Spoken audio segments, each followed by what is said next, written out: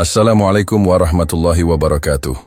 Apa jadinya kalau tempat yang dulu diturunkan azab dari langit, sekarang justru jadi lokasi konser, pesta musik, dan pertunjukan budaya?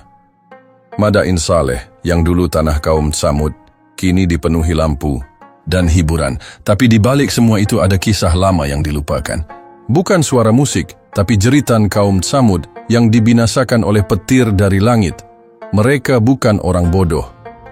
Mereka membangun rumah dari batu gunung, hidup makmur, tapi menolak ajaran Nabi Saleh alaihi salam.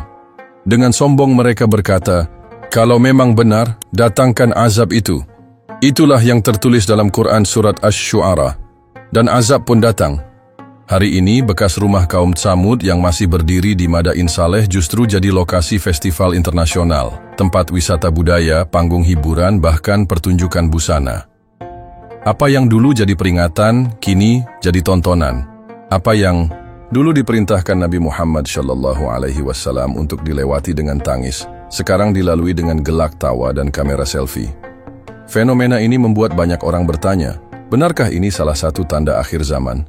Bukankah Nabi Muhammad SAW pernah bersabda, agar tidak bermalam di tempat kaum yang diazab, kecuali dengan menangis karena takut tertimpa azab yang sama? Apakah ketika manusia mulai menjadikan tempat kemurkaan Tuhan sebagai arena pesta, berarti mereka sudah benar-benar melupakan makna sejarah? Mari kita kembali ke asalnya, ke tanah berbatu Al-Hijr, ke kisah kaum Tsamud yang dibinasakan karena kesombongan. Tempat itu kini bernama Madain Saleh. Di balik pemandangan batuan yang terpahat indah, dulunya hidup satu kaum besar bernama Tsamud. Kaum ini tidak miskin ilmu, tidak kekurangan rezeki, dan bahkan tak tertinggal secara peradaban. Mereka punya rumah-rumah kokoh yang dipahat dari gunung. Di tengah padang pasir, mereka mampu membuat tempat tinggal yang sejuk, terjaga, dan kuat. Secara teknologi, mereka bukan bangsa biasa. Mereka dikenal dalam sejarah sebagai kaum yang unggul dalam pembangunan dan tata kota. Namun dalam urusan iman, hati mereka keras sekeras batu tempat mereka tinggal. Kaum Tsamud adalah keturunan dari Sam bin Nuh. Mereka tinggal di daerah Al-Hijr, terletak antara Hijaz dan Tabuk, wilayah yang sekarang masuk dalam utara Arab Saudi. Wilayah itu sangat strategis, karena menjadi jalur perdagangan penting pada masa itu. Tak hanya makmur secara ekonomi, mereka juga hidup dalam kedamaian yang stabil. Tapi semua itu hanya tampak dari luar. Di balik kemakmuran itu, kesombongan telah menggerogoti jiwa mereka. Kesombongan yang membuat mereka memandang rendah peringatan dari langit. Lalu Allah Subhanahu wa Ta'ala mengutus Nabi Saleh alaihi salam dari kalangan mereka sendiri. Nabi Saleh bukan orang asing. Ia tumbuh di tengah-tengah mereka, dikenal sebagai pribadi jujur, cerdas, dan dihormati. Karena itulah perintah Allah Subhanahu wa Ta'ala diberikan kepadanya agar menyampaikan ajakan tauhid kepada kaumnya, menyembah hanya kepada Allah Subhanahu wa Ta'ala dan meninggalkan patung-patung yang mereka agungkan.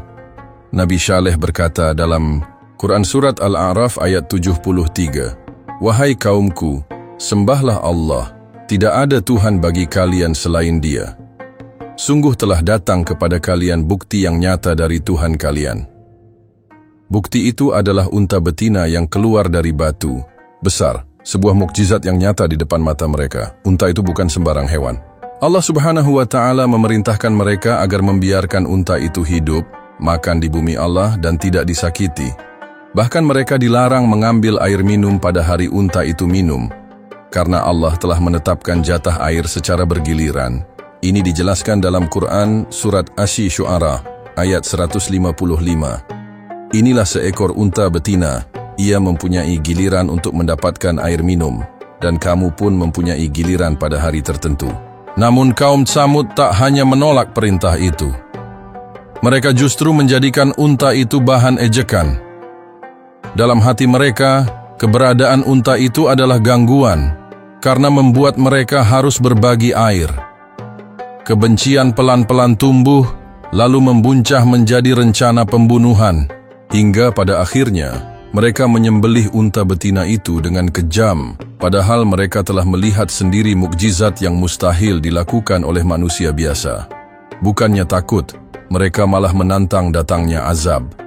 Dalam Quran Surat Asy-Syu'ara, ayat 157, mereka berkata, "Kami membunuh unta itu, lalu kami mendurhakai perintah Tuhan kami, dan berkata, Wahai Syaleh, datangkanlah kepada kami azab yang engkau ancamkan jika engkau benar-benar termasuk orang yang diutus." Kaum Tsamud tidak sekadar kafir, mereka menantang Tuhan dengan sombong. Maka Allah Subhanahu wa Ta'ala pun menanggapi tantangan itu dengan murka. Namun sebelum azab datang, Nabi Syaleh memperingatkan bahwa mereka hanya punya waktu 3 hari lagi. Waktu yang seharusnya digunakan untuk bertaubat justru diisi dengan mengejek dan merencanakan pembunuhan terhadap Nabi Syaleh. Tapi Allah Subhanahu wa Ta'ala melindungi nabinya. Azab tidak datang begitu saja. Ia selalu diawali dengan peringatan. Setelah kaum Tsamud membunuh unta betina yang diutus sebagai mukjizat dari Allah Subhanahu wa Ta'ala, Nabi Syaleh alaihi salam berdiri di hadapan mereka dan mengucapkan satu kalimat yang seharusnya membuat mereka gemetar. Ia berkata bahwa mereka hanya punya waktu 3 hari. 3 hari sebelum azab turun. Bukan ancaman kosong, bukan gertakan biasa, tapi tanda bahwa murka Allah Subhanahu wa Ta'ala sudah sangat dekat. Namun kaum Tsamud, dengan wajah yang tak menunjukkan rasa takut sedikit pun, malah mengejek. Mereka tertawa mendengar kata-kata Nabi Syaleh alaihi salam. Bagi mereka, itu hanya ancaman dari seorang pria yang tak berdaya menghadapi kuasa mereka. Quran Surat Hud ayat 65 mencatat dengan jelas kalimat peringatan itu. Bersukarialah kamu sekalian di rumahmu selama 3 hari. Itu adalah janji yang tidak dapat didustakan. Namun peringatan itu mereka anggap lelucon. 3 hari berikutnya menjadi hitungan mundur yang seharusnya membuat mereka menangis. Tapi tidak bagi Tsamud. Hari pertama, mereka tetap bekerja dan tertawa seperti biasa. Hari kedua, mereka semakin yakin bahwa azab tidak akan datang. Hari ketiga, mereka mulai heran. Awan mendung muncul, langit berubah kelam, namun belum ada yang terjadi. Dan saat itulah, di pagi hari yang gelap, bumi mulai bergetar. Azab itu datang dalam bentuk yang tidak bisa mereka lawan. Getaran dari dalam tanah merambat ke kaki mereka, membuat tubuh gemetar bukan karena dingin, tapi karena sesuatu yang tidak bisa dijelaskan. Kemudian terdengar suara, bukan suara manusia, bukan suara petir biasa, tapi suara yang mengguncang jiwa. Quran Surat Hud ayat 67 menjelaskan, kemudian mereka dibinasakan oleh suara keras yang mengguntur. Lalu mereka mati bergelimpangan di rumah-rumah mereka. Suara itu disebut sayhah, teriakan dari langit yang begitu mematikan. Satu ledakan dari langit yang memecahkan dada, menghentikan napas, dan membekukan tubuh dalam sekejap. Gempa menyertai suara itu, menghancurkan fondasi rumah-rumah batu yang mereka banggakan. Mereka tak sempat lari, mereka tak sempat menyesal. Mereka mati dalam posisi berlutut, tubuh membatu, wajah terangkat, mata membelalak menatap langit yang mereka tantang. Quran Surat Al-Qamar ayat 31 menggambarkan dengan singkat tapi tajam. Maka mereka dibinasakan oleh satu suara keras yang mengguntur. Lalu kami jadikan mereka seperti rumput kering yang mati. Apa yang mereka bangun? Selama bertahun-tahun hancur hanya dalam satu malam. Rumah-rumah yang dipahat dari gunung berubah menjadi makam. Keluarga-keluarga yang dulu tertawa kini menjadi tubuh-tubuh kaku yang tidak sempat dimakamkan. Tidak ada yang tersisa kecuali batu, sunyi, dan kenangan pahit tentang kaum yang diberi waktu, tapi tidak memanfaatkannya. Dalam Quran Surat Fusilat, ayat 17 disebutkan, adapun kaum Tsamud, kami beri petunjuk kepada mereka, tetapi mereka lebih menyukai buta daripada petunjuk itu. Maka mereka disambar petir azab yang menghinakan, disebabkan apa yang telah mereka kerjakan. Azab itu bukan hanya menghancurkan tubuh tapi juga harga diri. Tsamud, yang dikenal sebagai bangsa hebat, kini dikenang sebagai bangsa yang dilaknat. Tidak ada kejayaan yang bisa dibanggakan setelah suara dari langit itu datang. Bahkan nama mereka diabadikan bukan sebagai contoh kebesaran, tapi sebagai peringatan tentang kesombongan. Mereka bukan dibinasakan karena lemah, tapi karena angkuh. Mereka bukan dibinasakan karena miskin ilmu, tapi karena menolak kebenaran yang telah mereka lihat dengan mata kepala sendiri. Apa yang dilakukan Nabi Syaleh alaihi salam setelah itu? Ia pergi meninggalkan kaumnya yang telah mati. Dalam Quran surat Hud ayat 68 disebutkan bahwa Nabi Syaleh alaihi salam berpaling sambil berkata, "Wahai kaumku, sungguh aku telah menyampaikan amanat Tuhanku kepadamu dan aku telah menasihatimu, tetapi kamu tidak menyukai orang yang memberi nasihat." Kalimat itu bukan sekadar pamit, tapi sebuah penutup dari perjuangan seorang nabi yang telah melakukan segalanya, namun tetap ditolak oleh umatnya. Berabad-abad kemudian, tanah yang sama kembali disinggahi. Kali ini oleh Nabi Muhammad SAW bersama para sahabat dalam perjalanan menuju Tabuk. Apa yang terjadi di sana menjadi pelajaran baru, bahwa tempat yang pernah diturunkan azab tidak boleh dianggap biasa. Perjalanan ke Tabuk adalah salah satu perjalanan paling berat dalam sejarah dakwah. Jarak yang jauh, cuaca yang panas, dan logistik yang terbatas menjadikan perjalanan ini ujian besar bagi iman para sahabat. Dalam rute itu, mereka melewati Al-Hijr, wilayah yang masih menyisakan rumah-rumah batu buatan kaum Tsamud. Saat mereka sampai di sana, sebagian sahabat singgah, mengambil air dari sumur, bahkan ada yang menguleni tepung untuk membuat roti. Tapi begitu Nabi Muhammad SAW mengetahui hal itu, wajah beliau berubah. Beliau langsung memerintahkan seluruh sahabat untuk membuang air yang sudah mereka ambil. Adonan yang sudah diuleni diperintahkan untuk diberikan kepada unta. Nabi Muhammad SAW melarang keras menggunakan air dari tempat tersebut. Beliau berkata sebagaimana disebutkan dalam hadis riwayat Bukhari dan Muslim, "Janganlah kalian masuk ke tempat tinggal kaum yang diazab ini, kecuali dalam keadaan menangis. Jika tidak bisa menangis, maka jangan masuk ke tempat mereka, agar kalian tidak tertimpa apa yang telah menimpa mereka." Kalimat itu bukan sekadar larangan teknis, itu adalah peringatan langsung dari Nabi terakhir. Bukan kepada musuh, tapi kepada umatnya sendiri. Beliau ingin agar para sahabat memahami bahwa tanah yang pernah menjadi tempat turunnya azab bukan tempat untuk bersantai, bukan pula tempat untuk dijadikan tempat tinggal atau bermain-main. Tempat itu adalah pengingat bahwa murka Allah Subhanahu wa Ta'ala itu nyata. Dan sejarah bisa terulang kapan saja jika manusia kehilangan rasa takut. Nabi Muhammad SAW memerintahkan para sahabat untuk mempercepat langkah mereka. Tidak ada istirahat panjang, tidak ada bermalam, tidak ada berfoto, atau menikmati pemandangan batu-batu raksasa yang dipahat. Sebaliknya, beliau menyuruh mereka melewati Al-Hijr dengan rasa takut, atau lebih baik tidak masuk sama sekali. Ini menunjukkan bahwa Rasulullah tidak ingin umat Islam memandang sejarah tempat-tempat azab dengan pandangan kosong. Kita tidak diperintahkan untuk mengagumi arsitektur rumah Tsamud, tapi untuk takut terhadap nasib yang menimpa mereka. Larangan ini sangat serius. Nabi Muhammad SAW bahkan tidak membiarkan air dari tempat itu masuk ke tubuh para sahabat. Air yang seharusnya bisa menyegarkan dahaga diperintahkan untuk dibuang. Bukan karena najis, tapi karena tempat itu sudah pernah dikutuk. Ini menjadi pelajaran besar bahwa berkah tidak akan turun dari tanah yang pernah diturunkan azab, meskipun airnya tampak bersih. Ketika itu, para sahabat tidak banyak bertanya. Mereka tunduk, mereka taat. Mereka membuang air yang telah mereka ambil, membuang adonan yang sudah siap dimasak, dan melanjutkan perjalanan dalam diam. Dalam hati mereka, mungkin muncul rasa ngeri. Bagaimana tidak? Mereka sedang berjalan di atas tanah yang dulu menjadi kuburan bagi satu kaum besar karena menentang perintah Allah Subhanahu wa Ta'ala.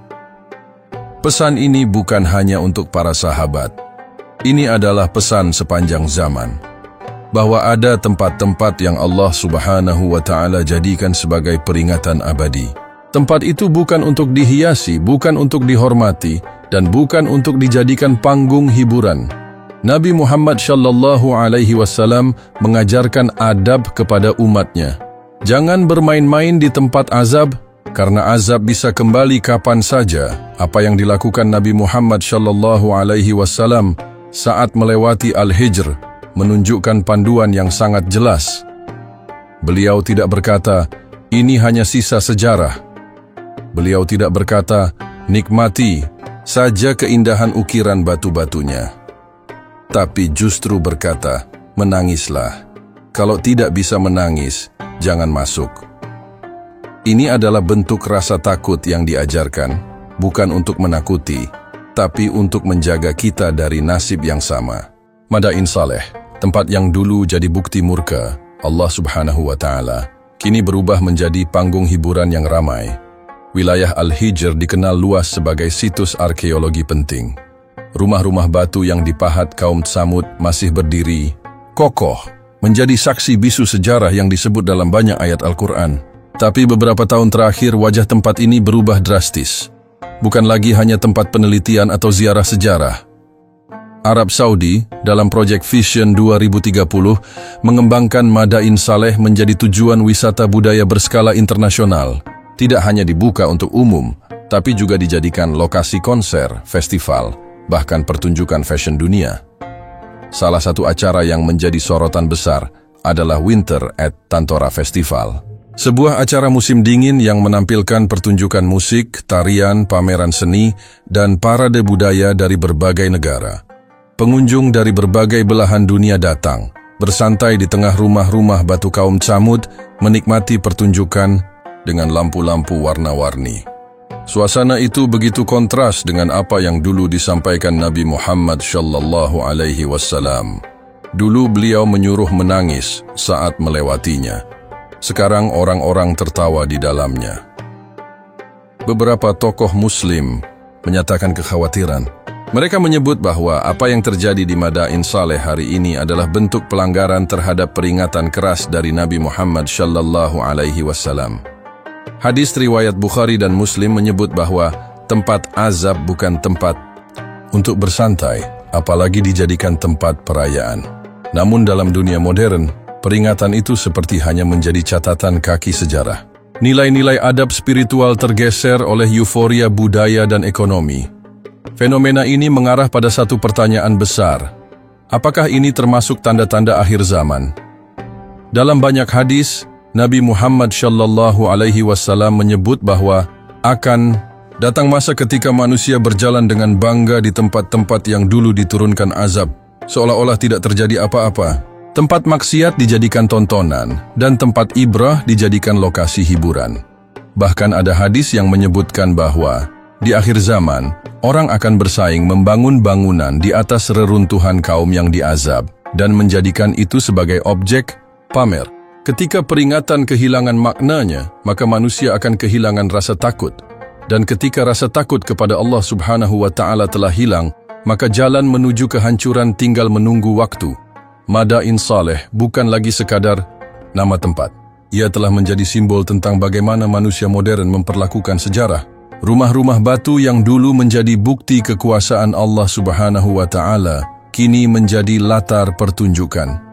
Sisa-sisa kaum yang dibinasakan kini dikelilingi oleh panggung, kursi penonton, dan kamera. Dan yang paling mengerikan adalah semua itu dilakukan dengan bangga. Di era digital, gambar-gambar konser di Madain Saleh bertebaran. Para pengunjung menyebutnya eksotis, indah, spiritual. Tapi tak banyak yang menyadari bahwa mereka sedang berpesta di atas tanah yang pernah diturunkan azab dari langit. Ini bukan sekadar tentang konser atau musik. Ini tentang bagaimana umat manusia memperlakukan tanda-tanda kekuasaan Allah Subhanahu wa Ta'ala sebagai sesuatu yang biasa. Dan ketika yang sakral sudah dianggap biasa, maka tak ada lagi yang menahan datangnya bencana. Beberapa ulama menyebut bahwa umat ini sedang mengulang pola kaum terdahulu. Mereka kagum pada kemegahan masa lalu, tapi lupa kenapa masa lalu itu hancur. Mereka menikmati keindahan buatan tangan manusia, tapi lupa bahwa tangan itu dulu dibinasakan karena kesombongan.